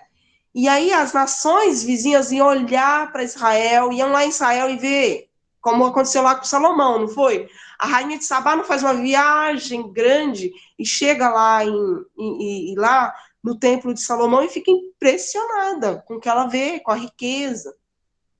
E aí, provavelmente, ela vai para nós, por que você é próspero? Aí vai dizer, não, porque é o Deus de Israel. Então é ele que traz essa prosperidade, essa bênção, tal. Então vai lá, copia esse modelo e leva para a sua nação e institui o Deus de Israel. E era isso, quando você vê a leitura que se faz no Antigo Testamento, é isso. Quando o povo dava ênfase para o Deus de Israel e orava ao Deus de Israel, a nação prosperava. Quando eles seguiam aos Balaíns, aos deuses falsos lá, a nação perdia, tinha fome, tinha pobreza. Aí vinha um outro rei, ia lá e derrubava os altares e fazia o altar para o Senhor. Né? Então você vê isso acontecendo com vários profetas. E a prosperidade está em ter o Deus de Israel. A prosperidade está em ter o Deus de Israel. A prosperidade na sua vida está em ter o Deus de Israel, né? Em servi-lo, em entender o que é ter prosperidade. Você não corre, você não é escravo da prosperidade nem do dinheiro. Você não é escravo disso. Você é servo de Deus e Deus te prospera. E se ele te prospera, é com um objetivo. E se ele te prospera e você não cumpre o objetivo, você é um fariseu, você é um pecador que não está cumprindo. Você vai ter dinheiro para ter e para envergonhar o nome do Senhor. Já pararam para pensar nisso? Dessa forma? Então, é isso, gente. Se você enxergar da forma correta, tua vida vai bem. Tua vida vai bem se você tiver pouco. Você fala assim, eu tenho pouco, mas o que eu posso fazer com o meu pouco?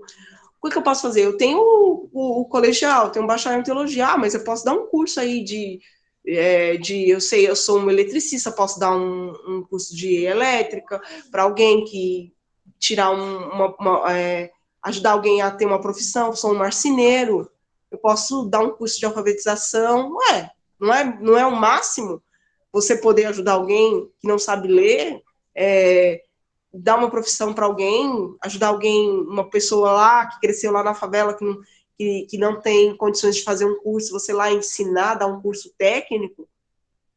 Não é muito? É muito, gente, é muito. Não é só um empresário que pode trabalhar, né? O que a gente tem para oferecer para o outro? Visão, gente, visão bíblica, visão daquilo que Deus te chamou, naquilo que Ele te capacitou e no que você pode trabalhar.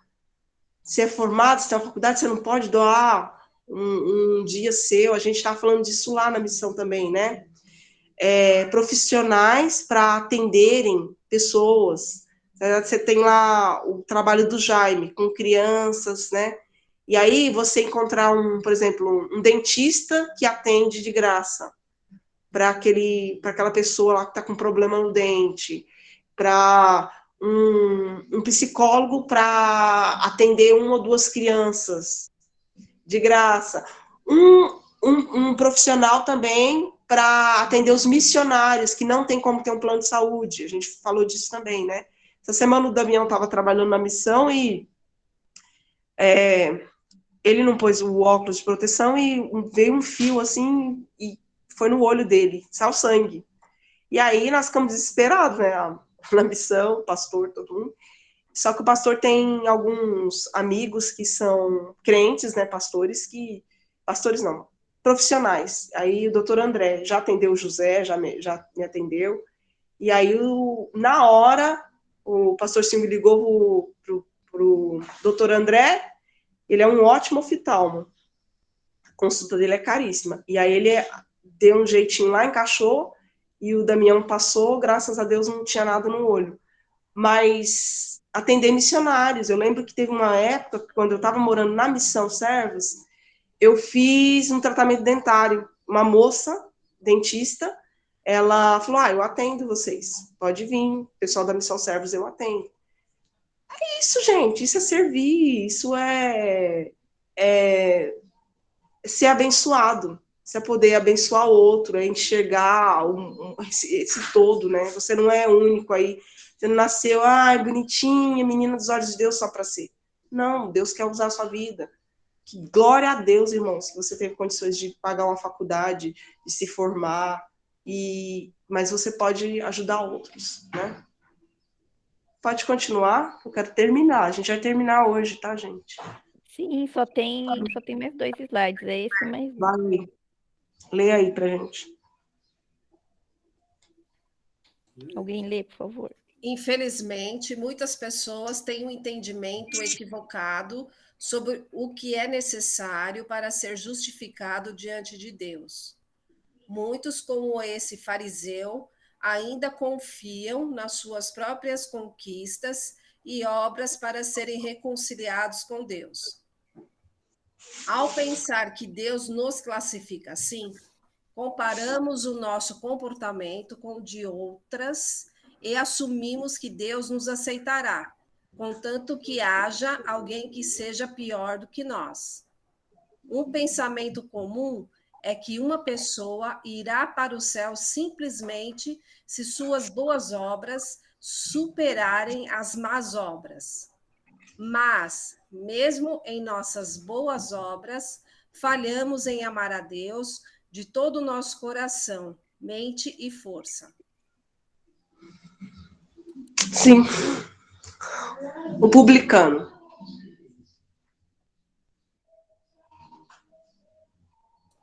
Quem vai ler?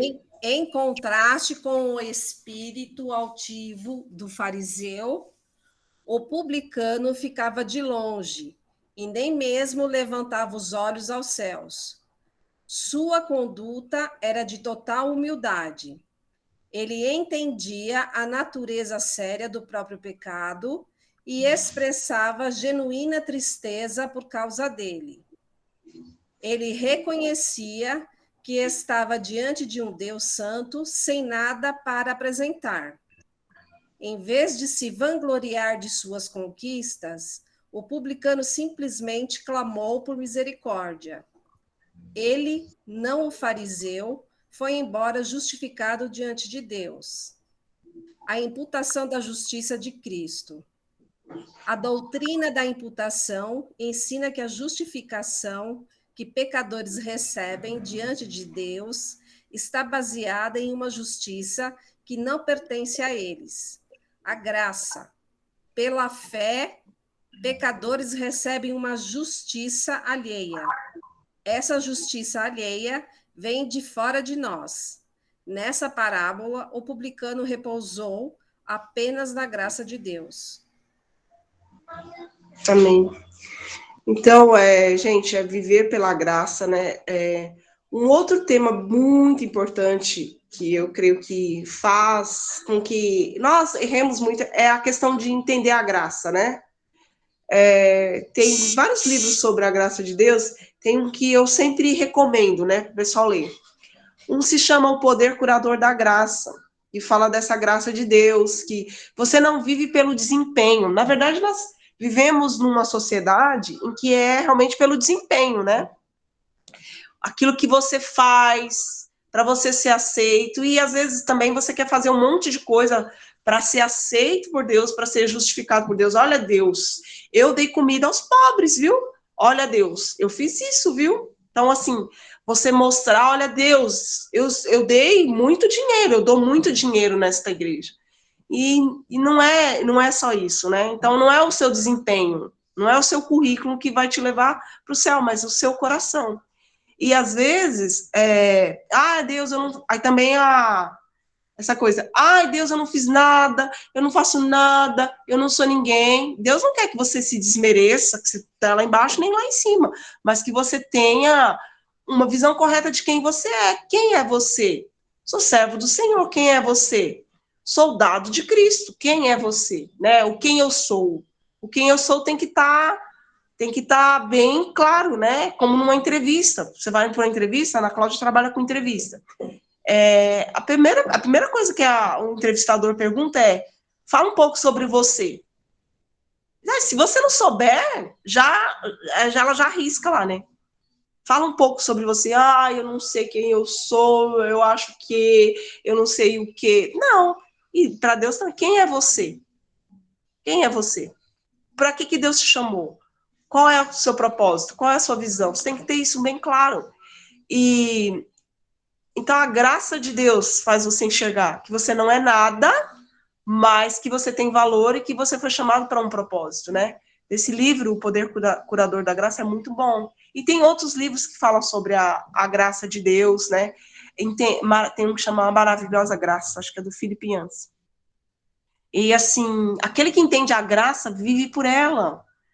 Tem gente que trabalha, faz tudo na igreja para ser reconhecido pelas pessoas.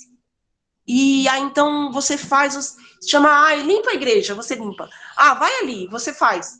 E aí, você espera um reconhecimento. Você fala, nossa, limpei a igreja, o caminho do coração também vai falar sobre a graça.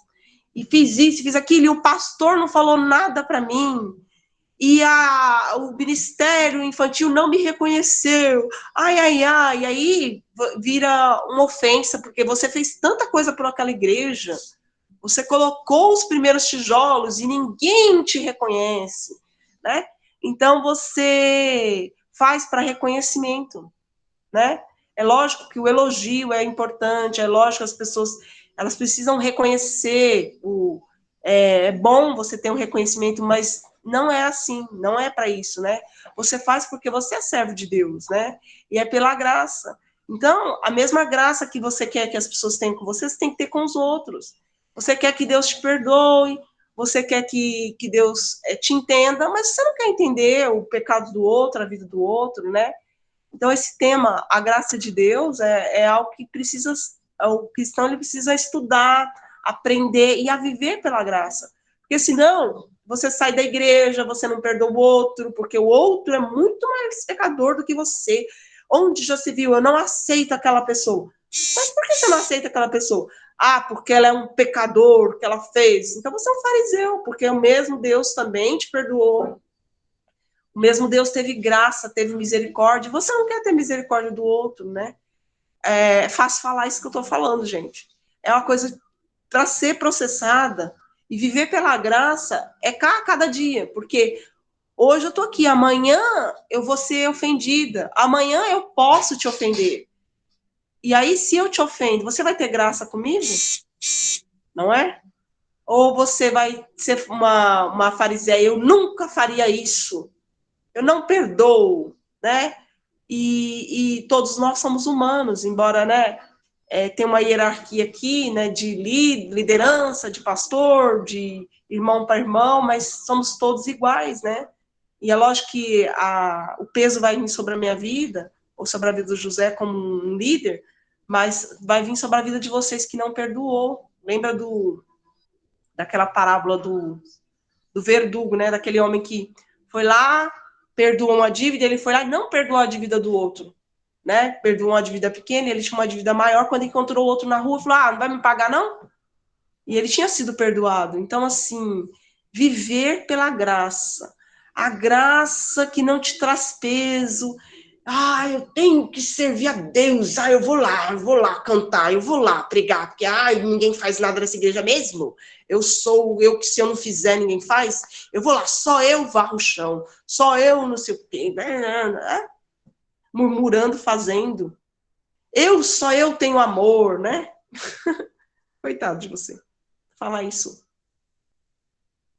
Então, uma vez eu vi lá no Portas Abertas, uma coisa muito parecida com o que você falou agora, que quem entende e recebe a graça, né? Quem entende que é recebedor de graça, distribui graça, né?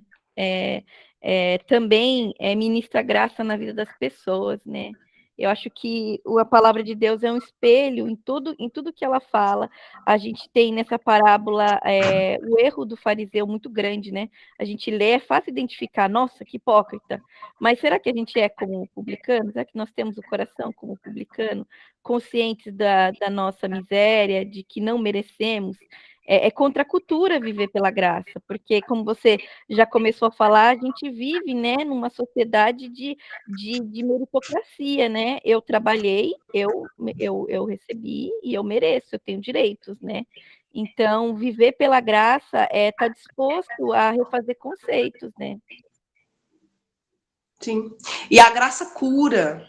A graça cura, porque quando você se vê e você está tão cheio de razão e você fala, não, eu vou agir pela graça, eu vou agir pela graça com o outro, e a graça traz perdão, a graça traz leveza, né? Um dos pontos difíceis para o cristão entender é a graça, a salvação, né? Mas como? Foi lá, matou 10, matou 20, agora vem falar que é pastor. Eu tenho dificuldade com isso. Né? Eu tenho dificuldade com isso. Roubou a vida inteira, agora vem falar? Para. Não consegue ter graça. Não consegue ver. Embora tem muita mentira aí, gente. Eu sei que tem gente que finge. Até usa o evangelho, já vi várias, para dizer que se converteu para ganhar no mundo gospel. Mas não é só isso. Tem isso também, não é? mas a graça de Deus, a graça, você não é um escravo do desempenho, né? Então, nesse livro Poder Curador da Graça, tem uma parte muito interessante que fala dos 2 filhos. Um entendia a graça porque ele falou, eu vou voltar para casa porque meu pai me perdoa. E aí, quando o irmão olha ele voltando para casa, fala, mas por que você está voltando? Você foi lá, roubou seu pai, pegou a herança, e agora você vai voltar, e seu pai vai te receber, não é? Então é isso, gente, cadê a graça? Cadê a graça? Então, um vivia pelo desempenho, ele fazia tudo, ele era o melhor filho, então ele fez tudo certinho para ele ser reconhecido, e o pai nunca matou um novilho para ele, mas o outro não, o pecador foi lá, fez, aconteceu, pôs o pé na jaca lá, e agora tá lá, com festinha, ai, né, que Deus é esse, entendeu? Graça e desempenho. Então, às vezes, assim, Jesus, faço tudo, vou no culto, faço isso, e o irmão é que ganha promoção? Se não dá, viu, Senhor? O Senhor tá brincando comigo. Graça, gente. Graça. Porção, Deus sabe o quanto ele dá para quem, por que ele salva. Eu não acredito que essa pessoa pode ser salva. Farisaísmo. Não entender a graça, não entender o amor de Deus, não entender como ele trabalha. O pai estava ali de braços abertos, esperando aquele filho. Todo dia ele olhava lá, e Jesus ensinando. Viver pela graça, a graça que salva, a graça que é maior do que o nosso pecado, maior do que o nosso passado, a graça que venceu, a graça que Deus olha para você e fala assim, filho, você está aí buscando coisas do mundo ainda, mas eu quero te ensinar, se você quer ser um empresário, se você quer ganhar, é porque eu vou usar a sua vida. Talvez você nunca vai ter mesmo, porque se você vai se perder nisso. Então é a graça de Deus. Tudo é graça, vivemos pela graça. Graça que salva, graça que cura. Amém, irmãos? Então acho que Aleluia! Encerrando a minha parte, né? A semana que vem não sei quem dará aula, mas é um assunto que mexe muito, né? A questão dos valores, questão de como Jesus falava, a pedagogia dele, enxergar, o fazer missões, o entender, o estar com o coração tranquilo, sabe? Assim, dormir tranquilo, sabendo que você está no caminho, e Jesus te corrigindo se você já enxergou diferente, esse aprendizado de hoje, as coisas que nós vamos aprender daqui para frente, tá bom? É isso, sim. Amém, amém. Alguém quer falar alguma coisa? Contribuir com alguma opinião? Vou fazer alguns comunicados aqui. Quero convidar vocês para domingo que vem estarem aí de novo conosco aqui às 9h. A gente tem uma estreia domingo que vem. Nossa igreja forma obreiros. E a Fernanda vai trazer as próximas aulas aí, vai falar sobre Jesus no Antigo Testamento. Nós vamos enxergar nosso Senhor aí de Gênesis até Malaquias e aprender a ler a Bíblia como Paulo aprendeu, né? Enxergando Jesus aí no Antigo Testamento. Eu me alegro muito em saber que a Fê está com a gente aqui agora, não só ela, outros professores também que estão sendo formados aí pelo Zé e pela Simone na Escola de Obreiros. Tem vaga para obreiros na nossa igreja, né, pastora? Sim, temos. Só tem vaga para obreiro, na verdade. Olha que cachorrinho mais lindo, pequenininho, que a Simone pediu. Olha o cachorrinho carinho. Cachorrinho de madame. Ela fez um pedido para Deus, queria um cachorrinho pequenininho, bonitinho, ó. Deus multiplicou, trouxe um cãozinho que cresceu, ó. E ele tá de blusa, que tá frio pra caramba, tadinho. Obrigado, Mari. O primeiro comentário do Rodrigo na aula hoje. Zé, agradece a Deus, porque isso aí é providência divina. Para fechar com chave de ouro, né? Amém, gente, amém. Vou pedir para o pastor fazer uma oração para a gente também, que rapidinho, tá? A galera tá fugindo. E a gente se vê à noite para a ceia. Tá ok. Muito obrigado, Senhor Deus, por tudo que ouvimos. e que somos desafiados, Senhor, a não apenas ser ouvintes, mas